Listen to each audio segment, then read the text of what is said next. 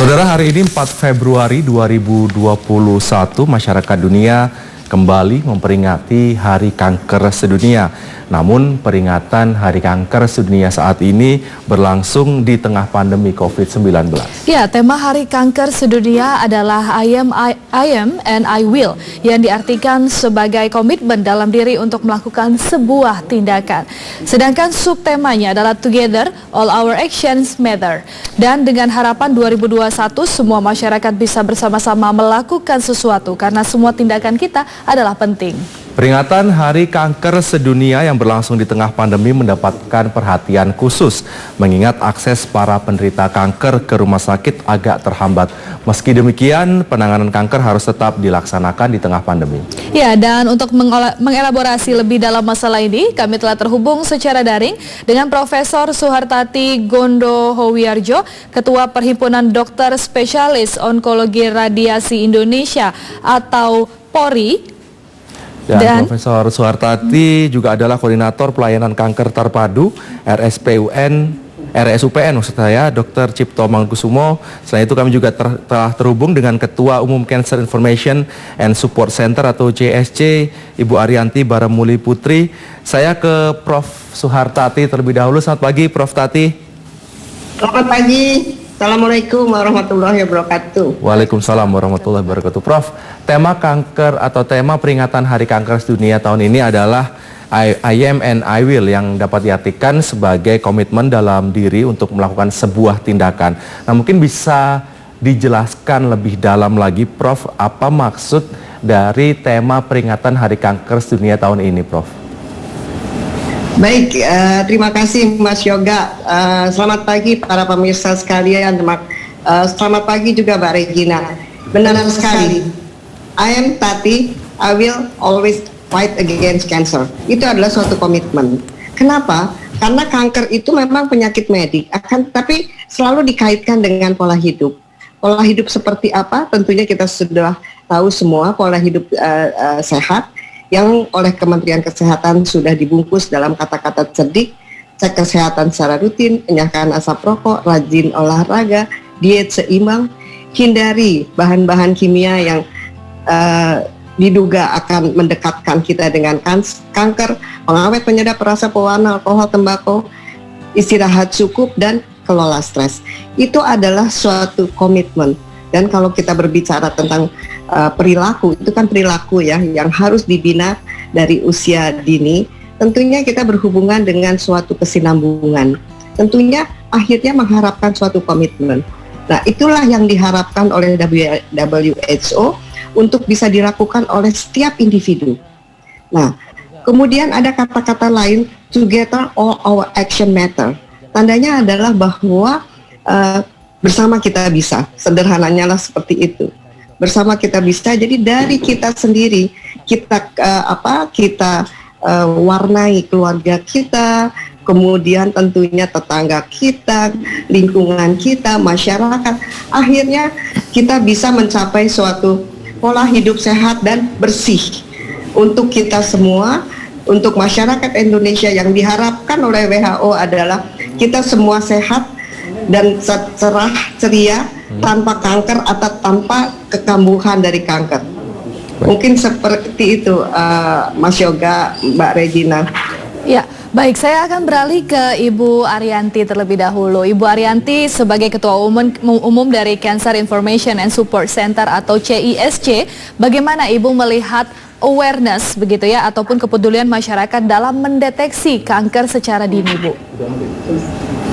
Ya, kalau kita bicara tentang awareness, tentunya 5 tahun terakhir ini sangat meningkat ya, tetapi baru di lingkungan kota-kota besar, karena memang kondisi Indonesia ini kan geografis, sehingga kami sebagai pasien juga menjalani suatu training, TOT, TOS, training of speaker, supaya kami menjadi agen perubahan, dan diharapkan ini dapat ditularkan kepada seluruh masyarakat sehingga penyampaian untuk cegah kanker dengan pola hidup sehat dan bersih ini bisa mencapai ke seluruh masyarakat di Indonesia.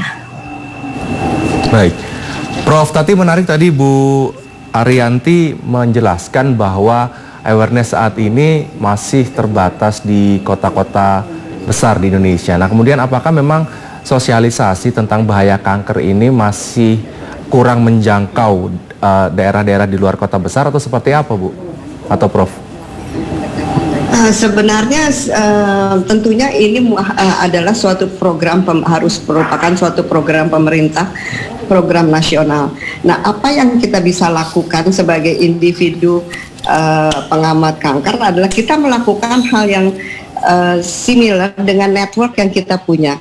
Ibu Yanti mempunyai network ke daerah dengan nama CISC, dan kami juga mempunyai network ke daerah melalui perhimpunan-perhimpunan profesi yang kita miliki, yang kita himbau untuk selalu memberikan awareness kepada masyarakat tentang sebenarnya awarenessnya apa sih yang harus dikasih tahu, kan seperti itu kan, adalah awareness tentang bagaimana kita menemukan dini gejala pada diri kita bahwa kita mungkin terkena kanker yang kita sebut sebagai, itu pun sudah dilakukan suatu penyederhanaan zaman dulu sekali oleh Yayasan Kanker Indonesia, dikenal sebagai waspada, yaitu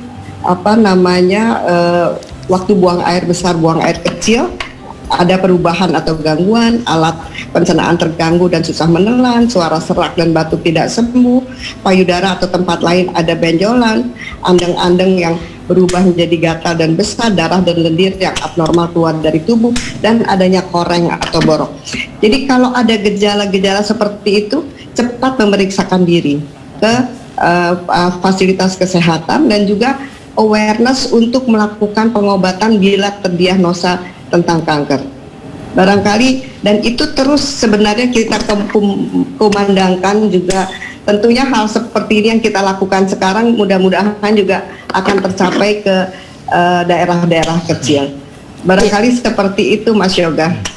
Ya, baik. Prof, selain membahas terkait dengan awareness sendiri untuk mendeteksi dini kanker, kita akan membahas secara pengobatan begitu. Saya akan kembali kepada Ibu Yanti. Bu Yanti, sebetulnya hambatan apa saja sih Bu yang dialami masyarakat dalam mengobati kanker? Seperti yang kita ketahui, infonya obat kanker ini masih cukup mahal. Nah, apakah ada subsidi khusus begitu Bu untuk obat kanker ini sendiri? Ya, kita apresiasi sekali ya sama pemerintah karena sudah ada program JKN dengan BPJS Kesehatan. Pasien kanker ini sangat-sangat terbantu. Namun memang sistemnya itu berjenjang.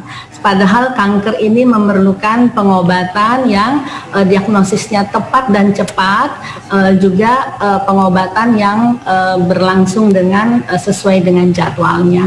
Jadi di sini kita ada masalah, sekali lagi saya bilang masalah geografis ya di Indonesia ini, dan sistemnya juga supaya bisa direvisi agar supaya untuk pasien kanker yang diduga memiliki faktor resiko atau gejala kanker ini bisa langsung ke rumah sakit yang ada dokter onkologinya. Prof Tati, saya kembali ke Prof Tati. Kita semua mengetahui bahwa saat ini seluruh dunia termasuk Indonesia tengah dilanda pandemi COVID-19. Nah, kemudian bagaimana cara memperingati Hari Kanker Sedunia ini di tengah pandemi COVID-19 saat ini?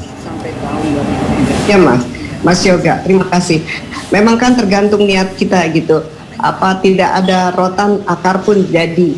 Jadi kita tetap lakukan. Kita tetap, karena memang tujuan kita adalah memberikan awareness kepada masyarakat. Juga sebenarnya bukan hanya tanggal 4 ini loh, tapi sepanjang tahun kita lakukan, akan tetapi gongnya setiap tanggal 4 Februari ini. Kita lakukan berbagai kegiatan, misalnya nanti siang akan ada webinar.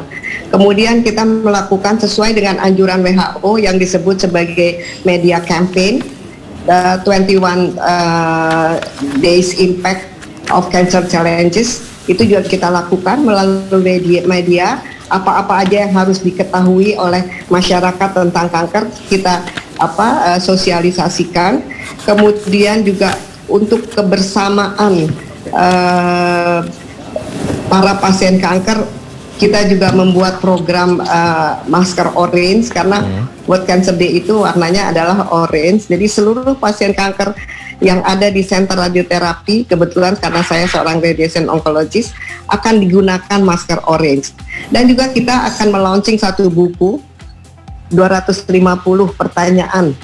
Jadi yang akan nanti ada di mana aja tanya jawab seputar kanker, jawaban para ahli, yang merupakan kompilasi dari seminar awam tentang kanker. Kita banyak sekali melakukan seminar awam tentang apa aja masalah kanker, yang kita kompilasi semua pertanyaannya kita buat di dalam buku ini, yang diterbitkan oleh Rumah Sakit Cipto. Jadi intinya adalah semua kegiatan tetap kita lakukan seperti biasa, akan tetapi kita lakukan secara virtual. Ya, baik. Jadi segala kegiatannya dilakukan secara virtual begitu ya. Nah, kalau dari CISC sendiri, Ibu Yanti, bagaimana untuk memaknai Hari Kanker Sedunia ini di tengah pandemi COVID-19, Bu? Ya, kami mendukung program-program dari Rumah Sakit Cipto Mangunkusumo. Juga kami memiliki kegiatan-kegiatan. Kami mengadakan lomba kreativitas penyintas kanker, sehingga penyintas kanker ini bisa menjadi inspirasi bahwa mereka itu bisa hidup dengan kanker tetapi lebih berkualitas hidupnya, lebih bermanfaat dan lebih berarti. Dan itu semua juga secara virtual. Baik, Prof Tati, ketika kita berada di tengah pandemi COVID-19 saat ini, tentunya kapasitas rumah sakit pun sangat terbatas. Nah, kemudian apakah ada keterbatasan dan kesulitan penanganan pasien kanker di tengah membludaknya pasien COVID-19 saat ini di rumah sakit, Prof? Kalau ditanya ada, pasti ada. Akan tetapi yang kita usahakan adalah bagaimana kita tetap memberikan pelayanan yang berkualitas. Jadi kualitas dari pengobatan terhadap pasien tetap dipertahankan dengan menjaga kesehatan dari tenaga kesehatan. Intinya adalah semua pasien yang sedang berobat harus terus berobat. Pasien emergency harus diobati. Pasien yang dikonsultasikan misalnya kepada kami, karena saya dari Departemen Radioterapi atau Onkologi Radiasi Rumah Sakit Cipto Mangunkusumo, maka akan kita jadwalkan sesuai dengan kemampuan kami. Dan memang ada beberapa penyesuaian dalam indikasi dari pengobatan yang bersifat nasional, bersifat global, internasional. Jadi kita ikuti standar-standar internasional bagaimana kita mengurangi paparan antara dokter dengan pasien. Dan juga semua penyesuaian kita lakukan dari mulai pasiennya. Mungkin pasien sekarang kalau datang harus pakai lewat triase, diperiksa termometer, dilihat pakai masker atau tidak, harus ada tes COVID-nya, pengantarnya tidak boleh lebih dari satu, dan harus tetap itu, dan pengantarnya juga harus mempunyai tes yang sama, menggunakan masker, ruang duduknya berjarak, kemudian juga dari aspek petugasnya harus ada pakai APD lengkap, kemudian ada shift yang tidak boleh ketemu. Jadi semua penyesuaian dilakukan baik dari petugas maupun pasien yang datang, dan juga fasilitas. Fasilitasnya setiap hari harus dilakukan desinfektan dan sebagainya. Intinya adalah satu, kita tidak boleh menurunkan kualitas pengobatan yang kita berikan, akan tetapi dengan memperhatikan protokol kesehatan pencegahan COVID. Bahkan kalau kita harus melakukan radiasi pada pasien COVID, kita lakukan dengan prosedur khusus. Pasien terakhir di hari itu, setelah itu semua pakai APD lengkap. Kemudian setelah itu ruangan itu bukan ruangan, segedung itu harus dilakukan general cleaning. Itu pun kita lakukan. Nah, terakhir adalah mengenai indikasi. Nah, indikasinya ada juga yang tadi saya katakan, penyesuaian yang didasarkan pada standar internasional. Misalnya kalau bidang saya adalah radioterapi, penyesuaian itu adalah misalnya pada keadaan-keadaan tertentu di mana kita ketahui bahwa penyakit itu adalah bukan penyakit kanker yang fast growing, tapi yang sangat slow growing, maka pengobatannya dapat ditunda dengan kita melakukan pemantauan ketat.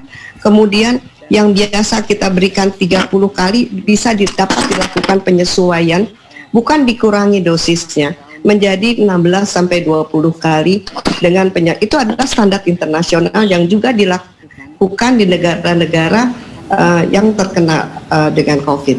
Karena masyarakat juga mohon mengerti bahwa bukan saja rumah sakit fokus pada COVID, petugas kita juga ada yang terkena COVID, dan kalau terkena COVID maka harus dirumahkan dengan sejumlah tracing yang dilakukan, sehingga ada juga penurunan dari jumlah pegawai. Tapi apapun juga semua pelayanan radioterapi, semua pelayanan kanker di semua fasilitas kesehatan itu tetap berjalan. Tetap berjalan, oke. Ya, baik. Satu lagi adalah diaktifkan yang dikatakan sebagai telemedicine, telekonsultasi.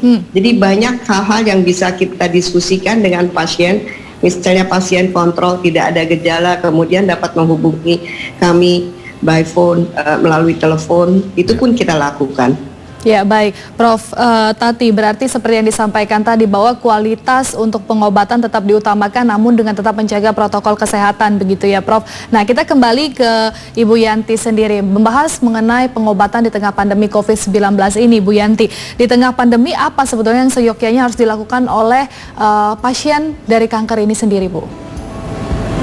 Ya, kalau dari sisi pasien ya, pada awalnya pandemi COVID itu banyak sekali yang sangat khawatir untuk ke dokter dan ke rumah sakit, sehingga beberapa pasien menunda untuk datang ke rumah sakit, sehingga tugas kamilah sebagai organisasi pasien untuk menyampaikan, menghimbau kepada para pasien bahwa kanker itu harus diobati sesuai jadwal dan sesuai penata laksanaan kanker, sehingga kami memberikan support agar mereka tetap datang ke dokternya untuk check up maupun untuk kelanjutan dari pengobatannya, yaitu operasi, kemoterapi, dan radiasi.